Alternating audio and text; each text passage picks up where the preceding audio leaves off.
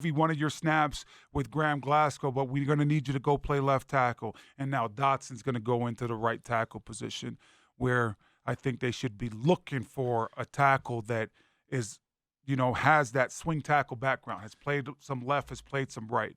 So that's my problem with the Dotson move. That's why I kind of have issues with it, Sandy. What are your thoughts on him when you saw them bring him in? I go by your expertise on this point. Honestly, I have not seen enough of Demar Dotson. I've read about him. I've researched him, looked at him a little bit on YouTube. Do I think he's a better right tackle than Elijah Wilkinson, which is the question of the moment? Now that we know that James has opted out, who's going to be the right tackle? Wilkinson has obviously got the inside track since he was the primary starter last year at the position. Is he better than Elijah Wilkinson? I don't know that he is. And Elijah Wilkinson's been around, and I know it's a new offense and all this, but, your responsibilities at right tackle are relatively similar, whether it's a Rich Scangarello offense or a Pat Shurmur offense, and I'd probably take Wilkinson over him. I'm assuming you would too, right here and now. Yeah. Who would you rather have at right tackle? I'd rather have Wilkinson. Yeah, I'd rather have Elijah Wilkinson too. The only way that it makes sense to me that you go get a Dotson is because of how cheap he would be.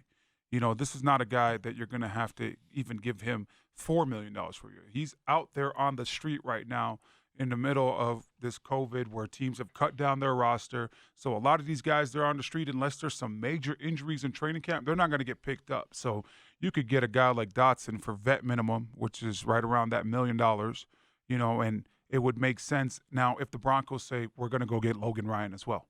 They were bringing in Dotson, but now we're going to go make a strong run at Logan Ryan as well. So that's the only way it really makes sense, if you want to be cheap in a situation like that. But I've just never been a fan, Sandy, of the whole musical chairs thing. When one guy gets hurt, I'm a big believer that you got to bring one guy in to replace him. I've just never liked when one guy gets hurt, their starter, and now they're moving another starter from a different position to insert a different guy. I agree with you on that. And that gets us to Dalton Risner, because in your absence Friday, again, there was a bit of a drumbeat about moving Risner over to right tackle. And I'm saying I wouldn't mess with him. You've got two solid guards in Glasgow and Risner. Leave them alone. Don't play Glasgow at center. I know you've got a rookie there, but ride the rookie. Ride Lloyd Cushenberry and use Glasgow to help Cushenberry and Risner to help Cushenberry on the other side. I don't want to see Glasgow playing center, and I don't want to see Risner playing right tackle. If they give him a little work there, a little training there in camp, that's okay. I know he's played the position before. Again, in an emergency situation, let's say Bowles and Wilkinson both get hurt or are so bad you can't play them, then maybe in an emergency you'd move Risner. But Sandy, that's why only in an emergency. But that's why you have your swing guys, right? That's why you have your backup. That's why you have the 6th, 7th, and 8th offensive linemen that you dress.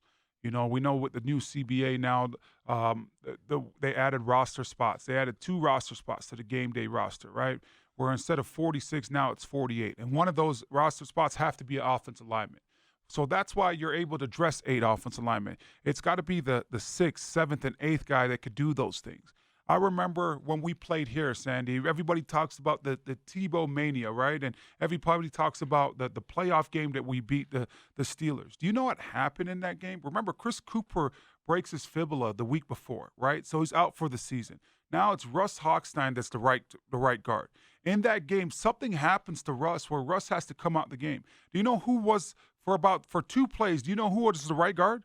Chris Clark was the right guard. Never took a snap ever at the right guard position, but for those 2 plays, now he gets in the game. Well, and he's nervous. Exactly. He's super nervous, so right. he's asking me what to do, rookie what and I'm kind of like, just block the D tackle on this play, you know, because at this point I'm struggling as well, you know, like as far as what do I do? And, you know, the Steelers, they come out with all their defensive linemen got weird numbers and their linebackers got 90s numbers. And, you know, it's easily confused. And then when they go in their special hybrid package, they got a bunch of linebackers walking around. So it's really hard to clear up the picture and really paint a picture of who you got. But Chris Clark was this backup swing tackle, and in a situation like that, an emergency situation, he had to play the right guard position. Yeah. When I look at Dalton Risner, man, I don't want to screw up a good thing. I like him at the left guard position. I think that he could become a true leader. I think he could even become a Pro Bowl player in this league. Right. I don't want him now switch him out to the right tackle position and go through that experiment and, you know, having guys at tackle too. It's a different game as far as how you could get hurt and how you're compromised, right? Even with a lot of these positions, a lot of these pass blocking things, you have the tackle. So, Sandy, you have a lot of these things with the tackle. You have these guys running the defensive ends up the field where tackles collide now. You know, at the guard position, as long as you keep your feet going, there's no real there's no traffic at the tackle position right behind your legs. So I don't want to see Dalton Risner go out there at the tackle position and something like that happen to him where now he gets hurt. And exactly what you're saying, as far as Luis Vasquez, all-pro right guard, not a good right tackle, you know, and then Lewis gets banged up, and then all of a sudden he's never he always what got hurt. He was ever again. Right. You know, at the right tackle position that year, when he played right guard in 2013, when we had all the accolades and highest scoring offense in NFL history, there wasn't a lot of snaps that Lewis missed.